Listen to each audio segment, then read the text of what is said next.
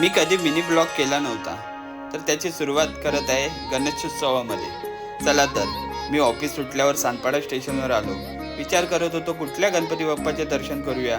मग आठवले, चेंबूर स्टेशन जवळच्या बाप्पाचे दर्शन करू. तेवढ्यात CSTला जाणारी ट्रेन आली आणि मी त्या ट्रेनमध्ये चढलो. ट्रेनने सानपाडा स्टेशन सोडले. मग CSTला जाता जाता वाशीची मोठी खाडी पाहायला मिळते. असे बघता बघता चेंबूर स्टेशन कधी आले कळलेच नाही. मी चेंबूर स्टेशनला उतरलो. चेंबूर स्टेशनच्या बाहेर आल्यावर कळले, इथे थोड्याच अंतरावर म्हणजे 2 ते 3 मिनिटाच्या अंतरावर PL लोखंडे मार्गावर मेघवाळचा राजा आहे. तर आपण त्याचे दर्शन करू.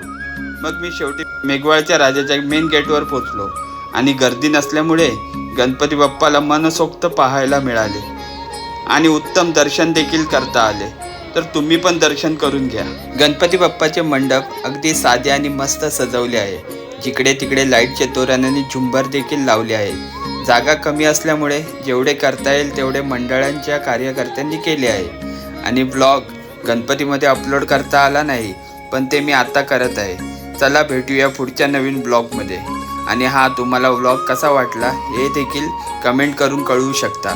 व जाता जाता आपल्या चॅनलला सबस्क्राईब करायला विसरू नका.